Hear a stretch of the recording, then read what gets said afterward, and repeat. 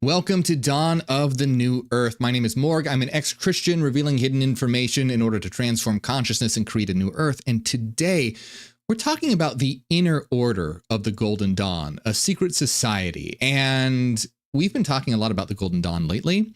Last week, we talked about the outer order. And today, we're talking about the inner order. And this is extremely important because it has to do with accessing your hidden power and going beyond human. In fact, this was the order that Aleister Crowley, the great beast 666, wanted access to and actually staged a revolt and tried to take over one of the Golden Dawn temples in what's now known as the Battle of Blythe Road, which we're going to talk about as well. There's a lot of very interesting things here that we're going to discuss. I'm looking forward to it. There is a lot of information, a lot to unpack. So if you want to know, what secret societies teach, specifically in the deeper aspects of the order, you're in the right place. So a lot of what we are going to be understanding today comes from this massive tome, which is upside down, this massive tome, The Golden Dawn by Israel Regardie, as well as a variety of other sources as well. But the main sources come from this. And I have put a link in the description of this video if anyone wants to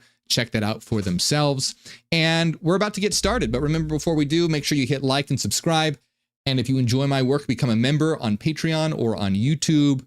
Hit the join button to see all the different levels you can join at and get access to our members only videos, our Discord server, things like that. I want to remind you that my 5th book is now available for pre-order. This is Psychogenesis, Self and Universal Transformation. And if you enjoy what we're talking about today, there are actually a lot of parallels within this. This is one of my favorites of the series. It gets into inner star actualization, attaining hyper-awareness, and will forming. It's going to be some very important information. So this is available for pre-order, comes out November 21st. If you don't know what I'm talking about, start with book number 1. This is Neogenesis, Dawn of the New Mind, and it's available as paperback, Kindle, or audiobook. Links for all those things are in the description of this video, as well as a link to my podcast on Spotify, which you can follow and listen to that information on that platform. That being said, let's begin, my friends. So we have a lot to talk about. We are going to explore what the inner order of the Golden Dawn was all about, what they taught, and how it was about going beyond human and accessing your inner power. Before we do that, we're going to talk a little bit about Aleister Crowley, because Aleister Crowley is infamous when it comes to the Golden Dawn and the inner order. And so Aleister Crowley, I'm going to be reading from a site called Atlas Obscura to give you a little bit of an idea of what happened here, because there's some drama. There's a lot of drama that went along with the Golden Dawn, the inner order, Aleister Crowley. And there's actually some conflicting accounts of what exactly happened here at the Battle of Blythe Road, but I'll let you know the details here. So it says, Crowley was confident and charismatic, and he rose quickly in the ranks of the order. By the way, Crowley was a very controversial figure, to say the least. He's been described as, quote, a poet, a magician, a journalist, an alchemist, a philosopher, a spy, a self-affirmed drug addict, and a drug fiend and a sex addict. He was also known as the Great Beast. So, very controversial figure, to say the least. I'm not making any judgments on Crowley in this video. We'll do a whole nother video on Crowley if you guys want to see that and really dive into what's going on there. Anyway, Crowley was confident and charismatic, and he rose quickly in the ranks of the order. Mathers is one of the founding members of the order. So the Order of the Golden Dawn is divided into 3 levels: the outer order, or the first order, the inner order, or the second order, and then the third order.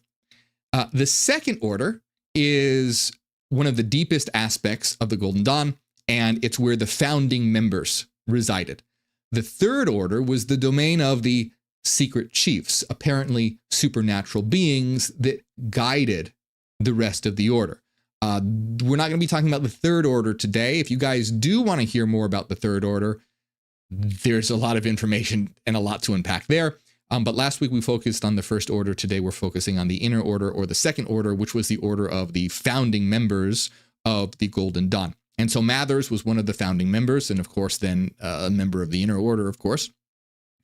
And Mathers who had been causing rifts in the community, took a particular shine to the young occultist. However, when Crowley attempted to join the second rank of the order, so Crowley rose really quick through the outer order, and he wanted in the inner order. He wanted to figure out what that was all about. He wanted the information there, because that's when you start understanding how to go beyond human, how to really unlock your inner power.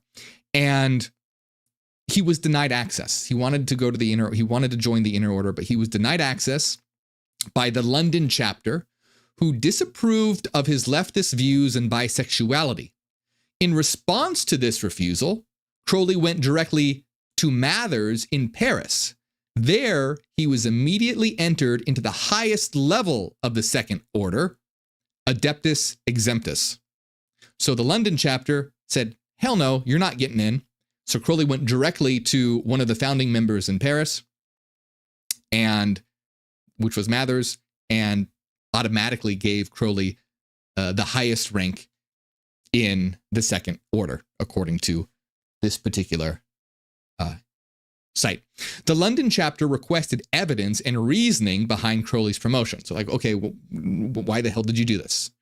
Why did you promote Crowley? And Mathers declined and dismissed the chapter as an official part of the Golden Dawn. In response, the London chapter renounced Mathers as their leader. Now you can see this is very interesting. There's a lot of rifts and division, a lot of it being caused by Crowley, who is calling himself the Great Beast 666, or who has called himself the Great Beast 666. And of course, it's interesting because the archetype of the beast is, of course, about division. And it's interesting that the order is being divided through this. Now, that doesn't always mean it's negative. If there are harmful structures, division and the destruction of those are a good thing or a positive thing. It's not necessarily a moral judgment. It's just what it does. It's just its function. So on April, Crowley got promoted by Mathers. The London chapter said, hey, what the hell? Why'd you promote him? Mathers said, I'm not going to tell you. And guess what? You guys aren't officially part of the Golden Dawn anymore. And they said, oh yeah, well, you're not our leader anymore. So then on April 19th, 1900, while the poet and chapter leader, W.B. Yeats, was heading a meeting at the London Temple of the Golden Dawn, he was attacked by an astral siege from none other than Aleister Crowley. So Aleister Crowley went to the London Temple, and he wore a black mask of Osiris, a kilt, and he and his mistress burst into the temple, brandishing daggers and casting spells. Very dramatic. They intended to take the temple for Mathers. They wanted to take it over for Mathers, but they were unsuccessful. The police came, and it all went to court. And the London chapter of the Golden Dawn won, since they paid the rent on the space, and the Hermetic Order of the Golden Dawn was disbanded a few years later. So, pretty interesting story. But there are some other, like I said, there's some discrepancies between different accounts of what happened. So in that account, Mathers and his mistress went, they had daggers, casting spells. Crowley had the black mask of Osiris, but they were unsuccessful. They were rejected. But in another account, they were somewhat successful. So according to this website, which is, it says Mathers relocated to Paris. Okay, I read that already. Okay, so in this account, Mathers sent Crowley to the temple, and Crowley forced the door open and changed the locks to prevent the other members from entering.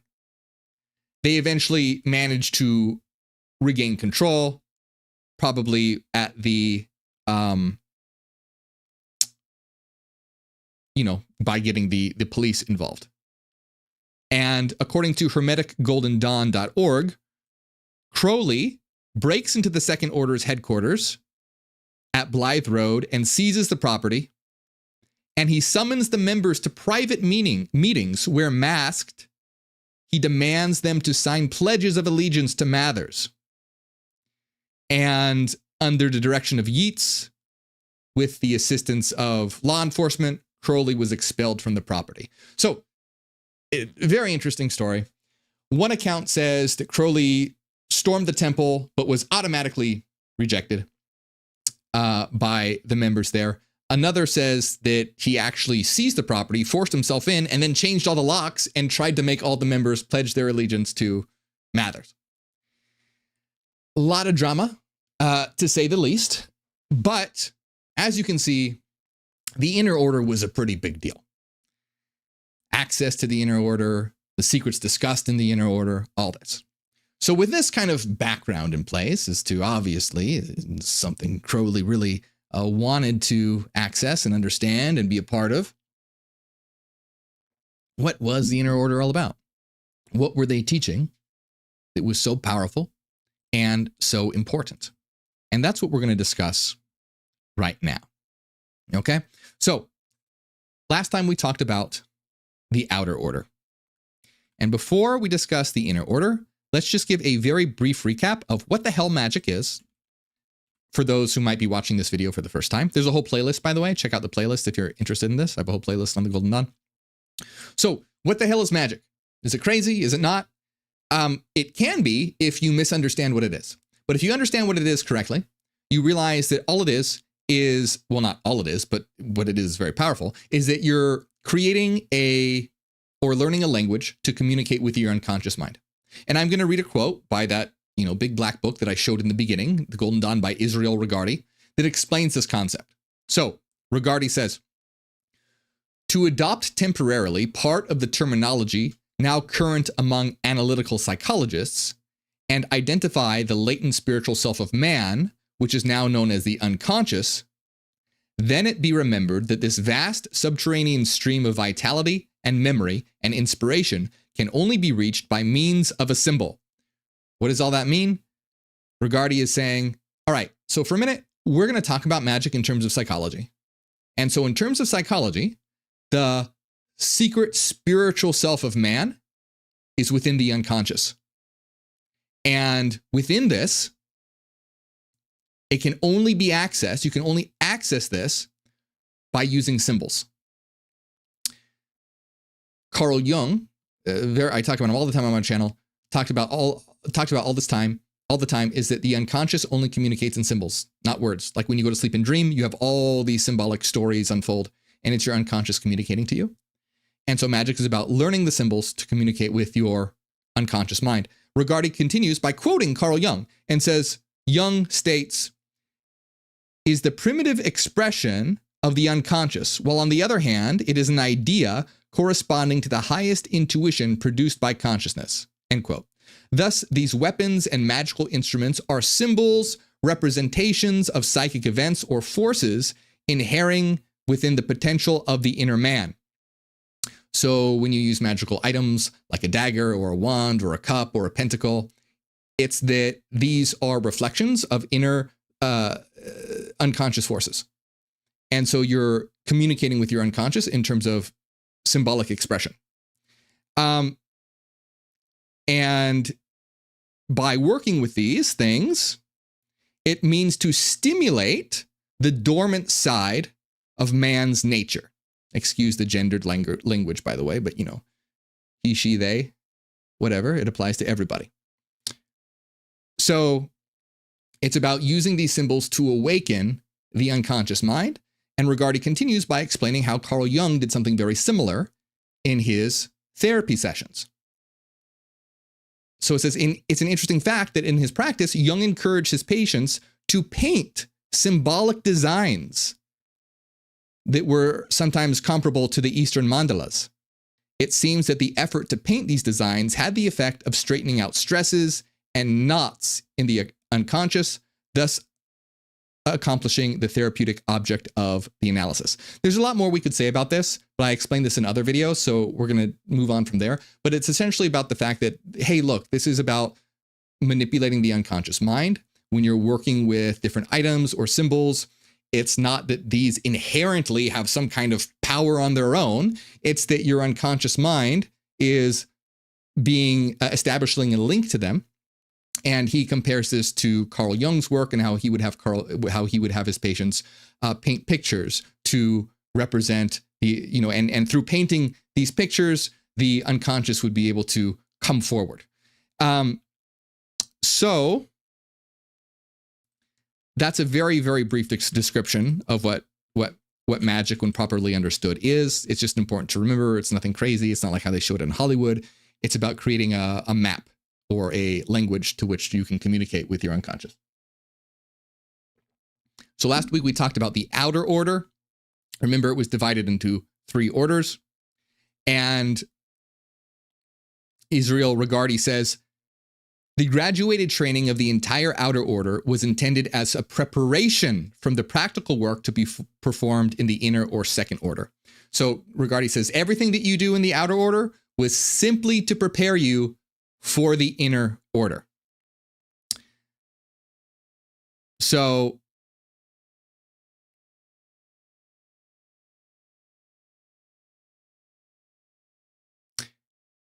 let me just make a mark to myself to read something else. Okay, so what was the outer order? We remember what the outer order was. The outer order was associated with the 4 elements.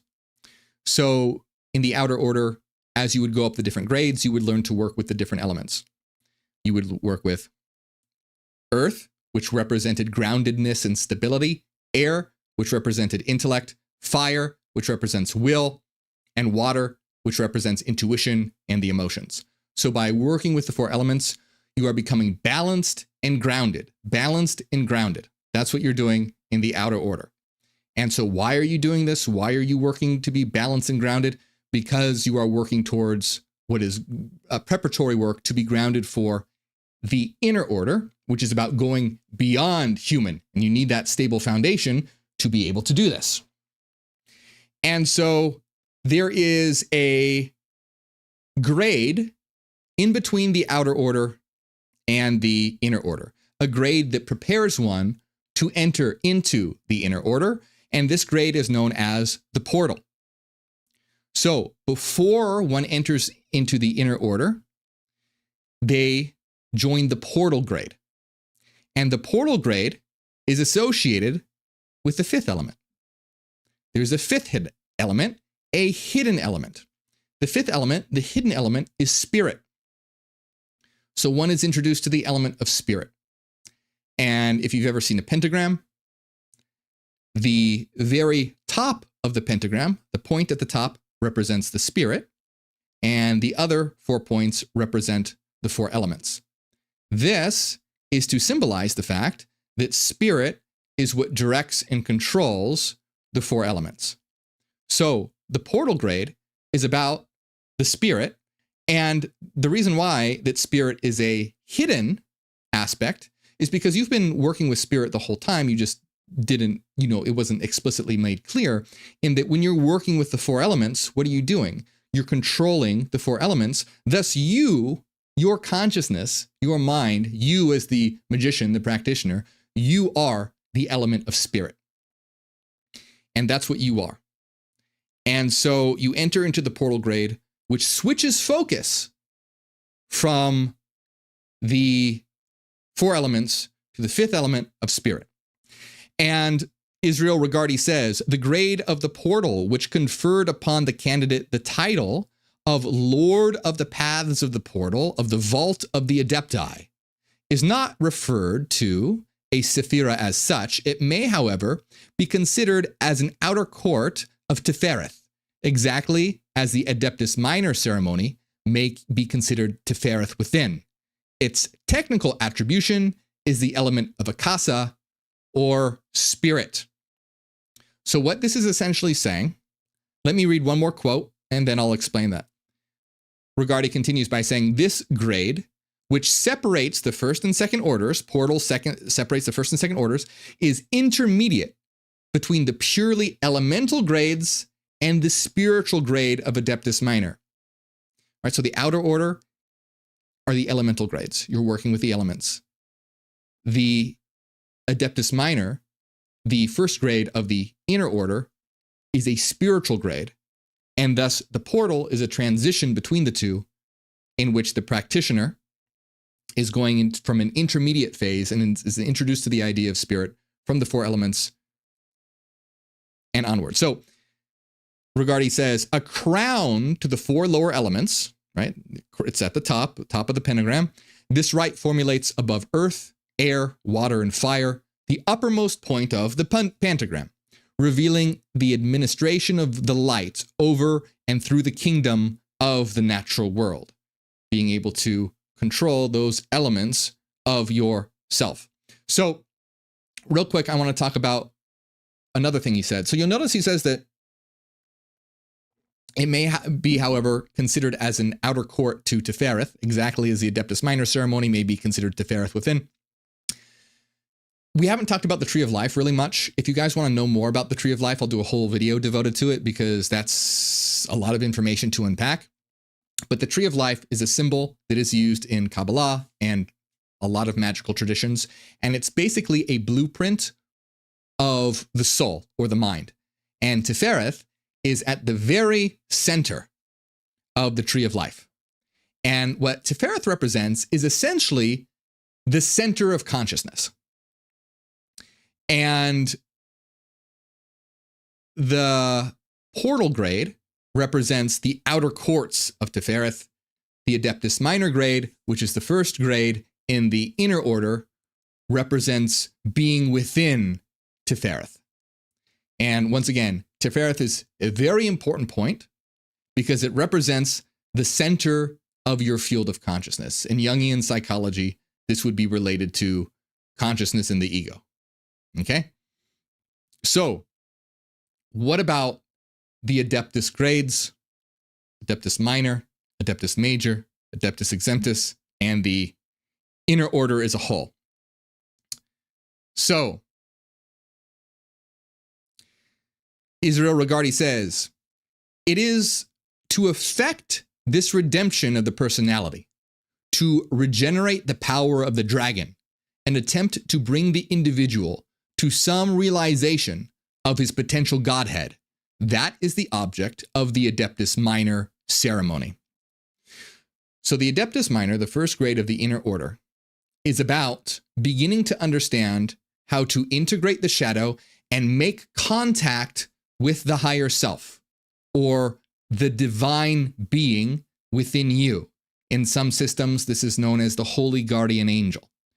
And so you are attempting to establish contact with the higher aspect of you, your eternal self, your true self, your God self.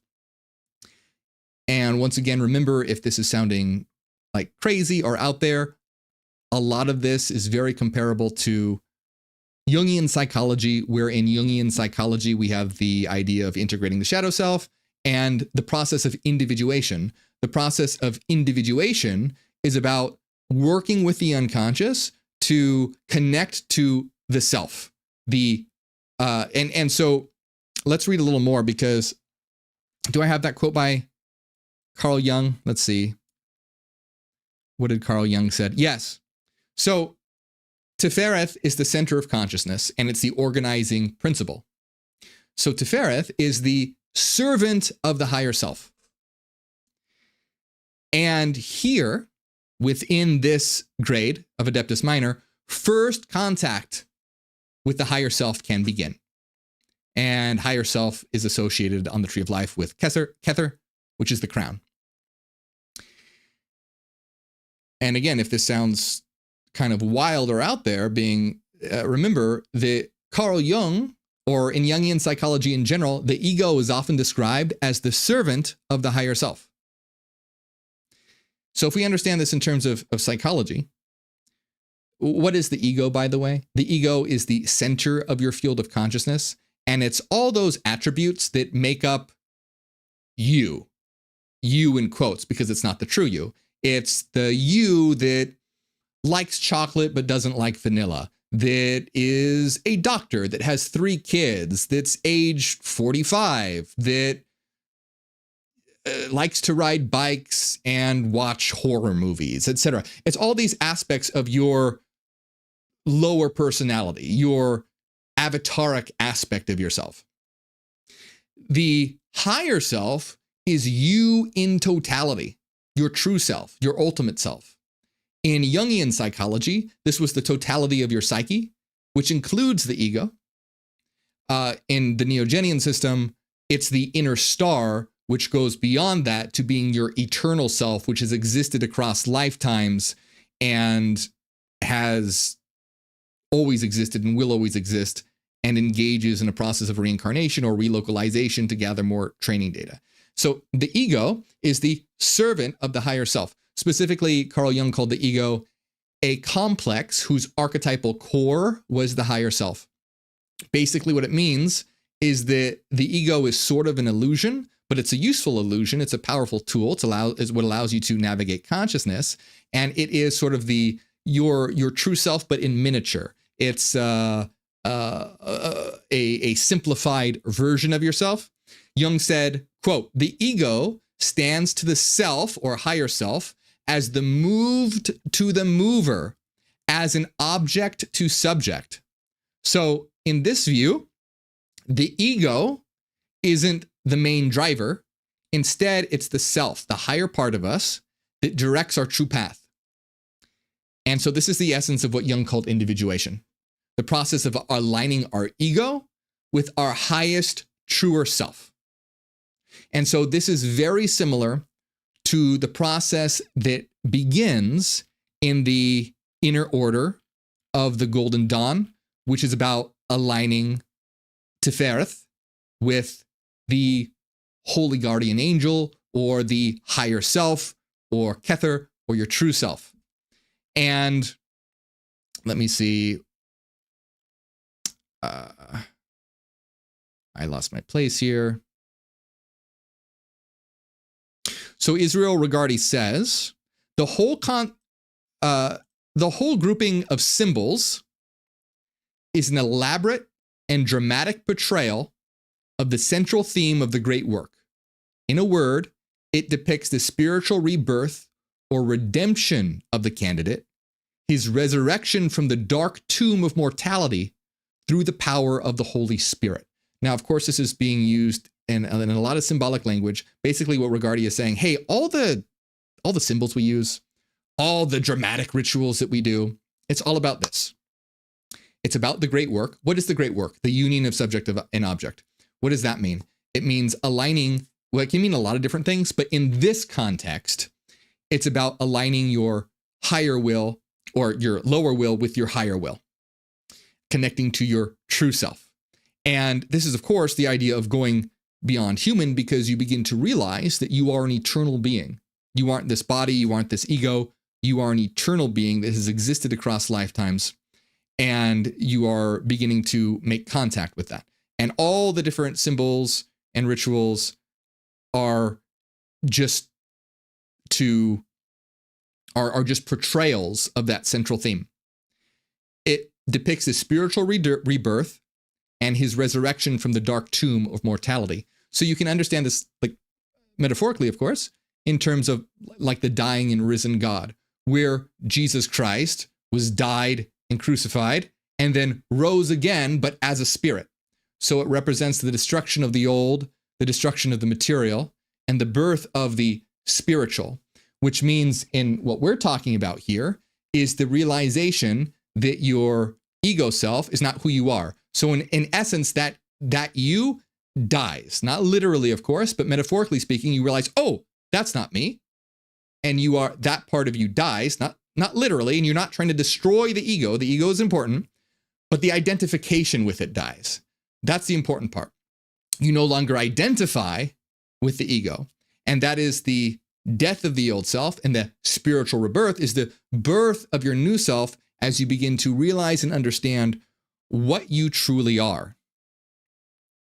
Regardie says, recall the Tifereth clause of an Adeptus Minor. I further solemnly promise and swear. And by the way, the Tifereth Sephirah is often related to like Christ consciousness and higher consciousness, because it's the center of your field of consciousness, but it's directly linked to your higher self. So you have the power to access and activate that Christ consciousness or higher consciousness within yourself.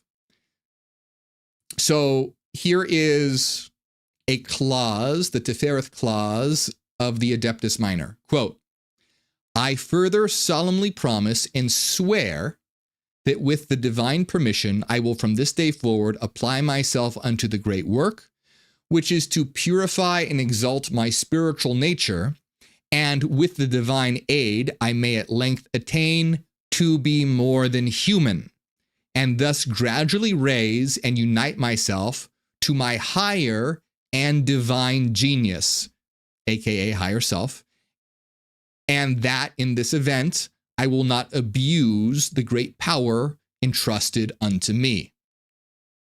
Note that this clause answers unto Tifereth, seeing that it is the lower will that must apply itself unto this work, because it is the king of the physical man. So Tifereth is the lower will and the king of the physical man, but has that link to the higher self. Again, like in Jungian psychology, the ego is the servant to the higher self. And remember, here's the important thing to remember. A lot of people might make a mistake here and go, oh, I have to sacrifice myself to a higher power? No, because the ego isn't what you are. You are that higher power. So when you're aligning your lower self with the higher self, it's not as though you're like submitting to a god or something. You are letting your true self begin to wake up and begin to actualize in this realm.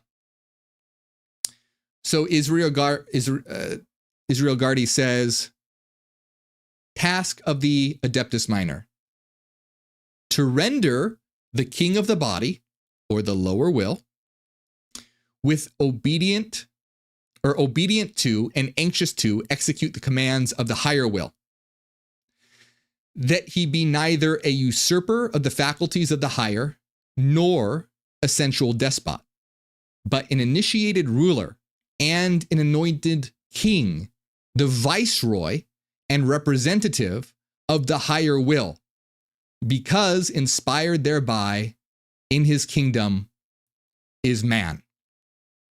So he's basically saying that the lower will is an initiated ruler and an anointed king of yourself, of your mind, of your faculties.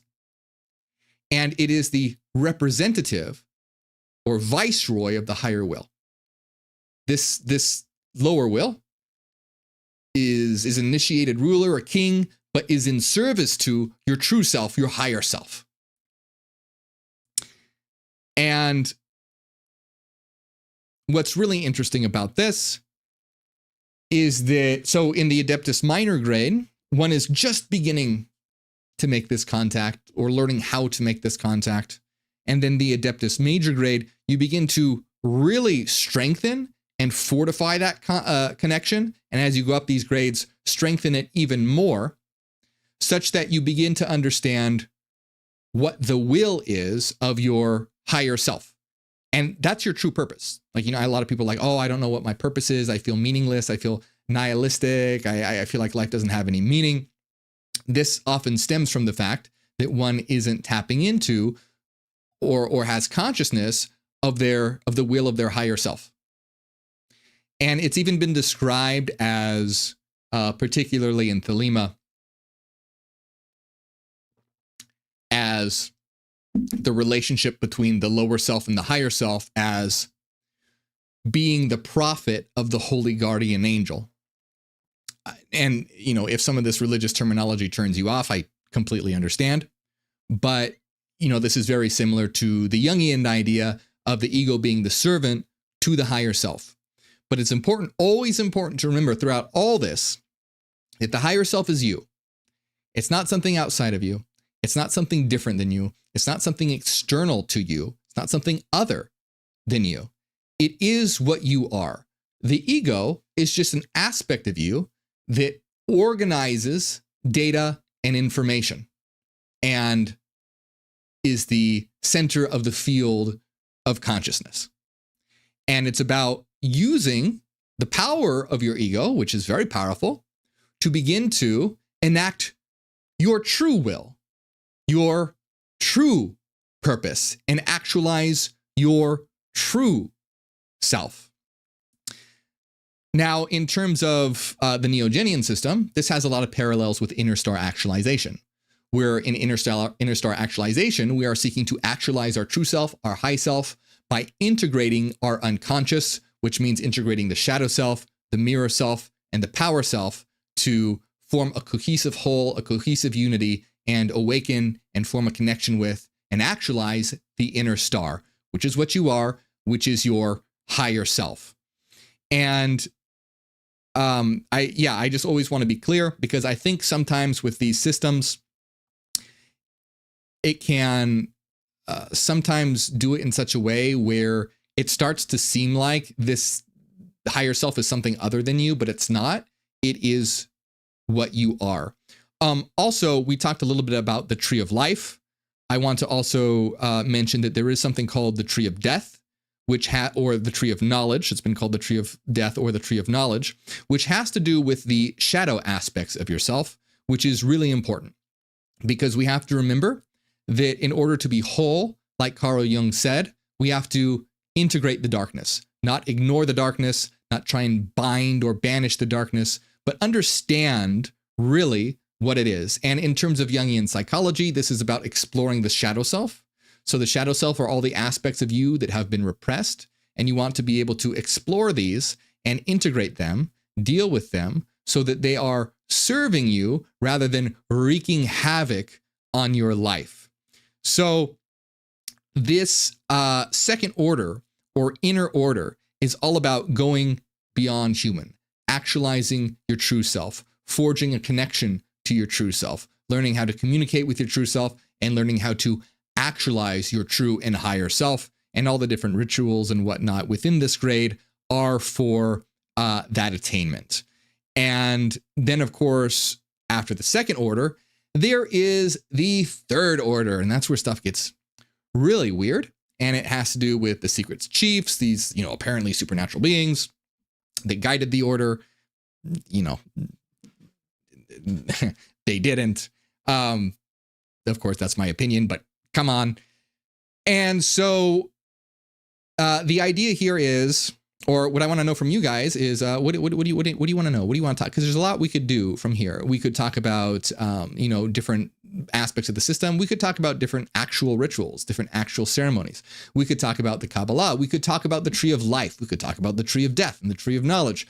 We could talk about the third order. Now, I'll say, if we do want to talk about the third order, this involves having to talk a lot more about Aleister Crowley and the various orders that he started to establish, which began to put the third order into a much more stable framework.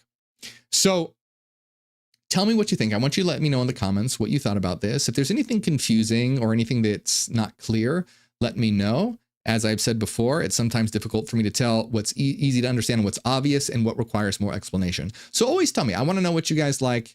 If you guys want to continue talking about this stuff and what it is that you want to hear more about, what interests you, tell me in the comments below. And there's a whole playlist on the Golden Dawn, so make sure you check that out. And I want to remind you, if you enjoy my work, make sure you hit like and subscribe and become a member. Helps out a lot. You get access to our members only videos and our Discord server, a lot of other great stuff. Remember to check out my book, Neogenesis, Dawn of the New Mind. And my fifth book, Psychogenesis, comes out on the 21st of November. It's available for pre-order right now.